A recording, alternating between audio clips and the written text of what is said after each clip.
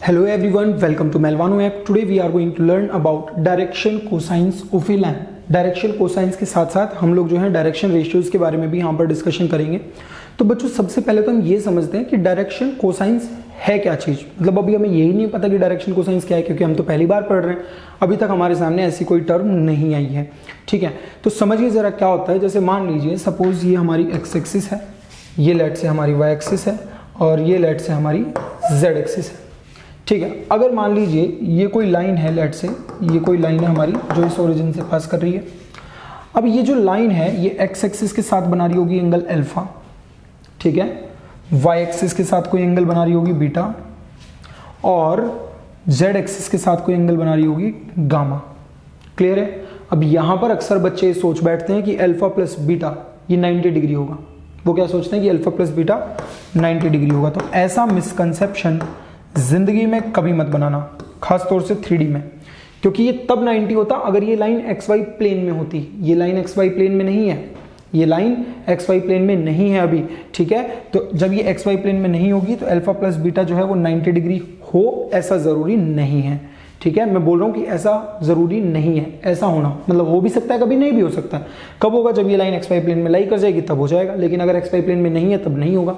ठीक है, तो ये चीज यहां पर ध्यान में रखेंगे। अब हमने देख लिया कि अगर ये लाइन एक्स एक्सिस के साथ अल्फा एंगल बना रही है, वाई एक्सिस के साथ बीटा और जेड एक्सिस के साथ गामा एंगल अगर बना रही है तो कोस अल्फा, कोस बीटा और कोस गामा ये जो होते हैं ये इसके डायरेक्शन कोसाइंस होते हैं, और इसको हम रिप्रेजेंट करते हैं डीसीएस इस तरह से। ठीक है, ऐसे भी कभी कभी लिख देते हैं। तो क्या बोल रहे हैं? If alpha beta gamma be the angle made by a line with X axis Y axis and Z axis respectively, then cos alpha cos beta and cos gamma are called direction cosines of a line. अब हम हर बार cos alpha cos beta cos gamma लिखेंगे तो हो सकता है थोड़ा सा गंदा हो जाए। ठीक है, तो गंदगी से बचने के लिए हम क्या करते हैं, हमने नाम दे दिया, कोस अल्फा को बोल देंगे एल, कोस बीटा को बोलेंगे आज के बाद एम, और कोस गामा को आज के बाद बोलेंगे एन। तो ये जो है ये हमारे डायरेक्शन कोसाइंस हो जाएंगे। क्लियर है? तो एल एम एन ये है हमारे किसी भी लाइन के डायरेक्शन कोसाइंस। क्लियर है? तो मतलब एल की वैल्यू क्या होगी? कोस अल्फा, एम का मतलब कोस बीटा और एन का मतलब कोस गामा। तो अल्फा बीटा गामा क्या है? जो हमारी जो लाइन है वो X axis Y axis Z axis के साथ कितना एंगल बना रही है वही हमारे अल्फा बीटा गामा है। ओके, तो आई होप यहां तक ये चीज क्लियर हो गई होगी कि क्या है हमारे डायरेक्शन कोसाइंस। इसमें बहुत ज्यादा कंफ्यूजन वाली चीज नहीं है। नेक्स्ट क्या बोल रहे हैं, देखिए अगर मान लीजिए कोई line alpha beta gamma angle बनाती है अगर एक्स वाई जेड एक्सिस के साथ। देखो मैं सिंपल सा एक 2D में एग्जांपल लेता हूं, वो 3D में आप उससे कनेक्ट करना। जैसे मान लो सपोज ये लाइन है, तो अगर ये एक्स एक्सिस के साथ अगर अल्फा एंगल बना रही है तो ये एक्स एक्सिस के साथ पाई माइनस अल्फा भी तो बना रही है। अगर ये वाई एक्सिस के साथ अगर ये बीटा एंगल बना रही है तो ये पाई माइनस बीटा भी बना रही है, और इसी तरह से अगर ये जेड एक्सिस के साथ गामा बनाएगी तो पाई माइनस गामा भी बनाएगी।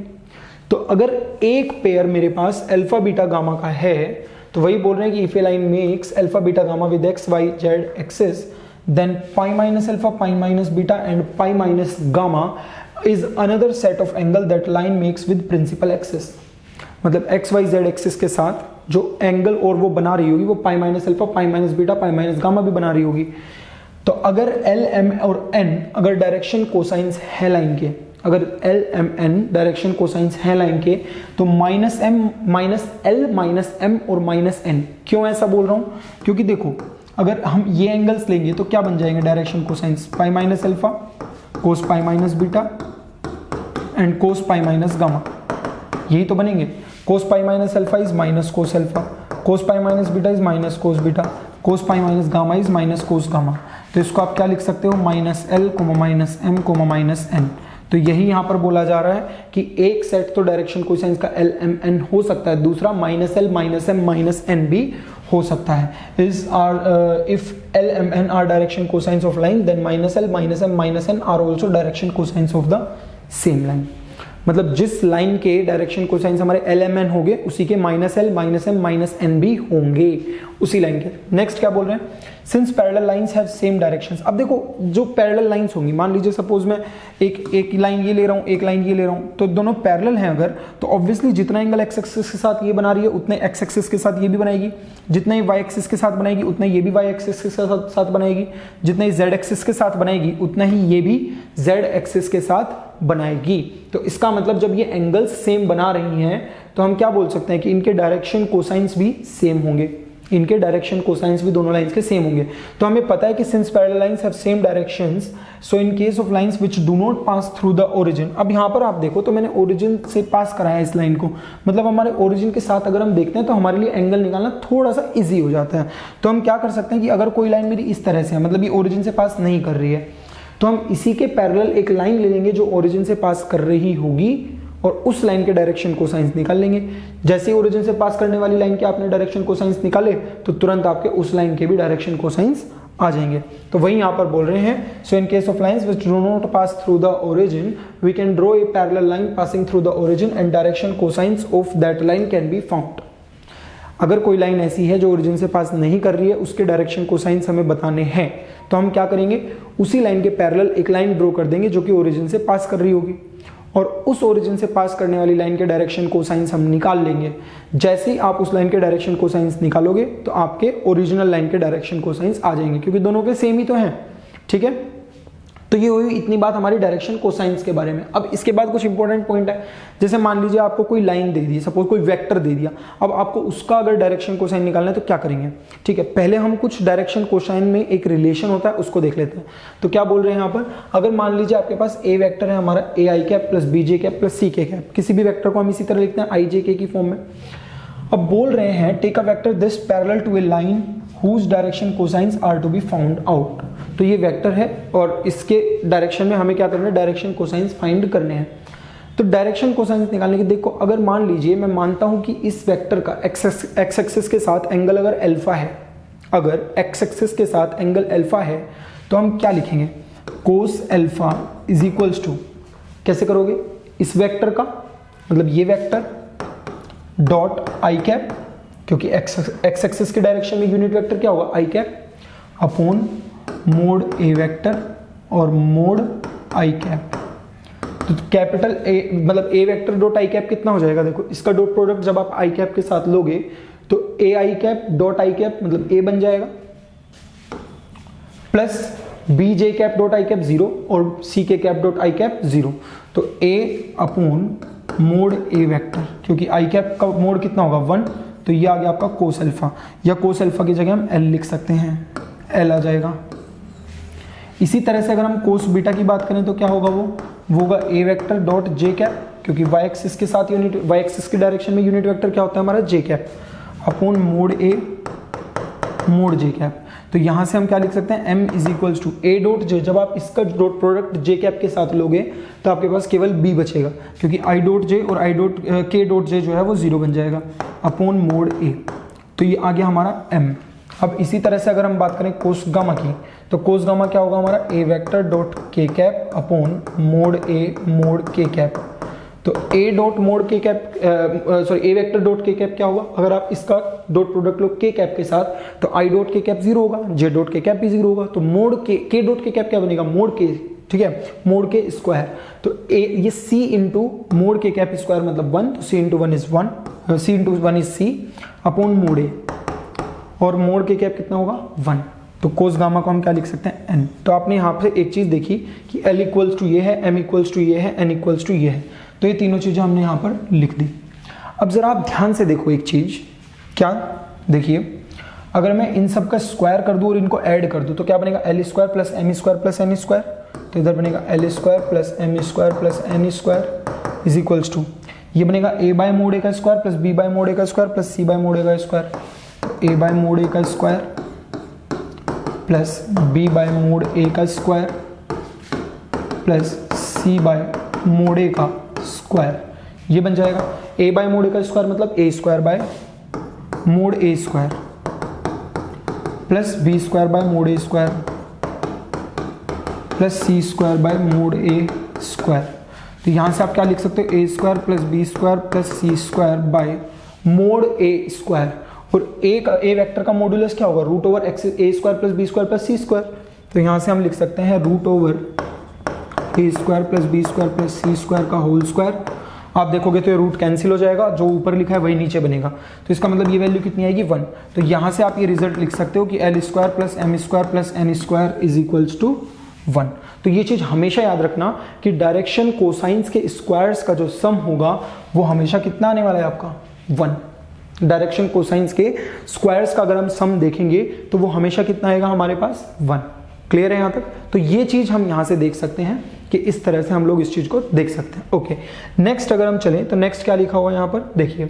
नेक्स्ट बोल रहे हैं कि डायरेक्शन कोसाइंस एक्सिस के अब कैसे निकालें, मतलब एक्स एक्सिस का, वाई एक्सिस का, जेड एक्सिस का, इनके डायरेक्शन कोसाइंस हम कैसे निकालेंगे। तो देखो जैसे मान लीजिए आपको एक्स एक्सिस का निकालना है, ये वाई एक्सिस है, ये जेड एक्सिस है। सबको पता है कि तीनों एक्सिस आपस में परपेंडिकुलर होती हैं, ये चीज़ हम पहले डिस्कस कर चुके हैं। अब ये एक्स एक्सिस जो है वो एक्स एक्सिस के साथ कितना एंगल बना रही है, एक्स एक्सिस खुद के साथ कितना एंगल बना रही है 0 डिग्री। तो मतलब आई कैप अगर हम देखें तो आई कैप जो होगा वो आई कैप के साथ 0 डिग्री बनाएगा, तो इसका मतलब उसकी वैल्यू कितनी होगी 1। समझ में आ रहा है? तो एक्स एक्सिस उसके साथ अगर 0 डिग्री एंगल बना रही है तो कोस 0 की वैल्यू कितनी होगी 1। तो direction cosines of X axis अगर हमें लिखने हैं तो हम लिखेंगे कोस 0 कोमा, फिर एक्स एक्सिस वाई एक्सिस के साथ कितना एंगल बना रही है 90 डिग्री, तो कोस 90 कितना हो जाएगा, ये बनेगा कोस 90। और जेड एक्सिस के साथ कितना बना रही है 90 डिग्री, क्योंकि ये एंगल भी हमारा कितना होता है 90 डिग्री, तो इसलिए बन जाएगा कोस 90 डिग्री। तो ये कितना बनेगा 1 0 0। तो इस तरीके से एक्स एक्सिस के हम डायरेक्शन कोसाइंस लिख सकते हैं। अब अगर मेरे को वाई एक्सिस के लिखने हो तो पहले लिखेंगे वाई एक्सिस एक्स एक्सिस के साथ कितना एंगल बना रही है 90 डिग्री, इसका मतलब कोस 90 डिग्री कोमा, वाई एक्सिस के साथ कितना बना रही है 0 डिग्री, तो मतलब कोस 0 डिग्री। फिर वाई एक्सिस जेड एक्सिस के साथ कितना बना रही है 90 डिग्री, तो कोस 90 डिग्री। तो यहाँ से कितना बन जाएगा 0 1 0, ये आ जाएंगे वाई एक्सिस के। जेड एक्सिस का देखते हैं तो जेड जो है वो एक्स के साथ कितना बना रही है 90 डिग्री, तो यहाँ से कोस 90 डिग्री। जेड जो है वो वाई के साथ कितना बना रही है 90 डिग्री, तो कोस 90 डिग्री। और जेड के साथ कितना बना रही है 0 डिग्री, तो कोस 0 डिग्री। तो ये बन जाएगा 0 0 1। तो ये एक्स एक्सिस के हैं डायरेक्शन कोसाइंस, ये वाई एक्सिस के और ये जेड एक्सिस के। तो यहाँ पर हम क्या लिख सकते हैं, direction cosines of X axis are 1 0 0 1 0 0, Y axis के 0 1 0 0 1 0, जेड एक्सिस के 0 0 1 0 0 1। तो इस तरीके से जो है हम लोग यहाँ पर एक्सिस के मतलब एक्स के, वाई के, जेड एक्सिस के, इन सब के भी डायरेक्शन कोसाइंस लिख सकते हैं। ठीक है, तो कुल मिला के इतना याद रखो कि डायरेक्शन कोसाइंस क्या है, जो लाइन हमारा X axis, Y axis, Z axis के साथ एंगल बना रही है उनके कोसाइंस जो है वही हमारे डायरेक्शन कोसाइंस है। क्लियर है यहाँ तक? आई होप इस चीज में कोई डाउट नहीं होना चाहिए। नेक्स्ट हम देखते हैं, बोल रहे हैं डायरेक्शन रेशियोज क्या होता है। तो देखो ऐसे 3 नंबर्स, कोई भी 3 नंबर्स जो डायरेक्शन कोसाइंस के प्रोपोर्शनल होंगे, डायरेक्शन कोसाइंस के प्रोपोर्शनल जो 3 नंबर्स होंगे उन्हें हम क्या बोलेंगे, डायरेक्शन रेशियोज। ठीक है, तो यहां पर वही बोला गया है, any 3 numbers A B C proportional to direction cosines L M N, मतलब a is proportional to l, तो हम यहां से लिख सकते हैं a is equals to lambda into L. ठीक है, वैसे ही b भी m के प्रोपोर्शनल होगा, तो इसको भी मैं b is equals to lambda into m, और c भी डायरेक्टली प्रोपोर्शनल होगा n के, तो इसको भी हम c is equals to lambda into n लिख सकते हैं। क्लियर है? आर कॉल्ड डायरेक्शन रेशियोज, मतलब जो ये ए बी सी आप देख रहे हो ना, यही डायरेक्शन रेशियोज हैं। तो हम यहाँ से लिख सकते हैं कि a by L is equals to b by M is equals to c by n। तो ये हो जाएगा हमारे पास, मतलब डायरेक्शन रेशियोज का और डायरेक्शन कोसाइंस का जो रेशियो है वो सेम रहेगा। तो a by L, b by M, c by n। तो वही लिखा है कि there can be infinitely many sets of direction ratios. ऐसा क्यों बोल रहे हैं? देखो डायरेक्शन कोसाइंस तो फिक्स है, कोस alpha, cos beta, cos gamma वही आने वाला है, मतलब एल एम एन की वैल्यू फिक्स है। लेकिन आप यहाँ से देखो लैम्डा बहुत सारी वैल्यूज ले सकता है, और जैसे जैसे लैम्डा आप चेंज करते जाओगे आपको different set of A B C मिलता जाएगा। तो इसका मतलब डायरेक्शन रेशियोज की तो इनफाइनाइट वैल्यू हो सकती है, लेकिन डायरेक्शन कोसाइन की हमारे पास एक ही वैल्यू होगी, एक ही सेट आएगा। ठीक है, और दूसरी कंडीशन डायरेक्शन कोसाइंस पर ये जरूर याद रखेंगे, बहुत इंपॉर्टेंट कंडीशन है, ये बहुत इंपॉर्टेंट कंडीशन है जो हम ऑलरेडी प्रूव करके आ चुके हैं कि L square plus M square plus N square कितना होता है हमारा 1। क्लियर है? तो ये रिलेशन है बच्चों डायरेक्शन रेशियोज और डायरेक्शन कोसाइंस में। नेक्स्ट हम देखते हैं, नेक्स्ट क्या बोल रहे हैं, डायरेक्शन रेशियोज एंड ओके, इसको अभी थोड़ी देर के लिए होल्ड पे रखेंगे, नेक्स्ट देखते हैं, अभी मैं आऊंगा उस पर वापस आऊंगा। तो पहले ये देख लेते हैं रिलेशन क्या होगा। डायरेक्शन रेशियोज और डायरेक्शन कोसाइंस के बीच में रिलेशन क्या होगा। अब आप सोच रहे होंगे कि अभी तो पढ़ के आए हैं, ये रिलेशन ही तो है। अरे भैया, इसमें आपको लैम्डा नहीं पता है, इसमें आपको लैम्डा नहीं पता है, लेकिन हाँ इसी चीज का यूज करके हम लोग निकालेंगे। किसका? इसका और इसका। तो यहां से आप एल एम एन निकाल लो, A by lambda, B by lambda, C by lambda, और उसको इसमें पुट कर दो तो आपकी लैम्डा की वैल्यू आ जाएगी। तो देखो हम क्या करेंगे, यहाँ पर हमें पता है कि A by L is equals to B by M is equals to C by N, इसको इन्होंने टी बोल दिया, कोई दिक्कत नहीं है, मान लो। तो एल इज इक्वल्स टू क्या हो जाएगा? A by T, M is equals to क्या हो जाएगा? B by T, N is equals to C by T. अब हमें पता है L square plus M square plus N square कितना होता है? 1, ये हमने देखा। तो यहां से हम ए बाय टी का whole square plus B by T का होल स्क्वायर, लैम्डा लिख लो, टी लिख लो, एक ही बात है, कोई दिक्कत नहीं है उसमें, सी बाय टी का होल स्क्वायर इक्वल टू 1। तो यहाँ से क्या बनेगा? A square plus B square plus C square by T square is equals to 1। यहाँ से हम टी स्क्वायर लिख देंगे, A square plus B square plus C square, तो टी क्या बन जाएगा? Plus minus root over A square plus B square plus C square, ये बन जाएगा यहाँ से, दिस इज स्क्वायर। तो इस तरह से हम यहाँ पर लिख सकते हैं। अब देखो टी आ गया, टी आ गया, तो मैं क्या करूँगा, इसको इसमें अगर हम पुट कर दें तो मतलब a इज इक्वल्स टू क्या लिख सकते हैं? L into T, B is equals to M into T, और c is equals to N into T. या तो ये लिख लो या ऐसे लिख लो। तो इसमें अगर मैं t पुट करूंगा तो L क्या बन जाएगा? Plus minus a upon this, m is equals to क्या बन जाएगा? Plus minus b upon this, और n इज इक्वल्स टू क्या बन जाएगा? Plus minus c upon this. Clear है? तो यहाँ पर ये बन जाएंगे हमारे पास L is equals to plus minus a by root this, m is equals to this, n is equals to this. तो अगर आपके पास डायरेक्शन कोसाइंस हैं, सॉरी डायरेक्शन रेशियोज अगर आपके पास हैं, तो आप डायरेक्शन कोसाइंस निकाल सकते हो। अगर आपके पास डायरेक्शन रेशियोज हैं, मतलब आपको ए बी सी पता है, और डायरेक्शन कोसाइंस निकालना, डायरेक्शन रेशियोज निकालना वाकई में बहुत इजी टास्क है, कुछ भी नहीं करना होगा, अभी मैं दिखा दूंगा कैसे आएगा। तो डायरेक्शन कोसाइंस, डायरेक्शन रेशियोज हम किसी भी लाइन के इजीली निकाल सकते हैं। तो ये हुआ हमारा बच्चों डायरेक्शन रेशियोज और डायरेक्शन कोसाइंस के बीच में रिलेशन। मतलब L इज इक्वल्स टू ये, अगर आपके पास डायरेक्शन रेशियोज है तो डायरेक्शन कोसाइंस इजीली हम लोग यहाँ से कैलकुलेट कर लेंगे।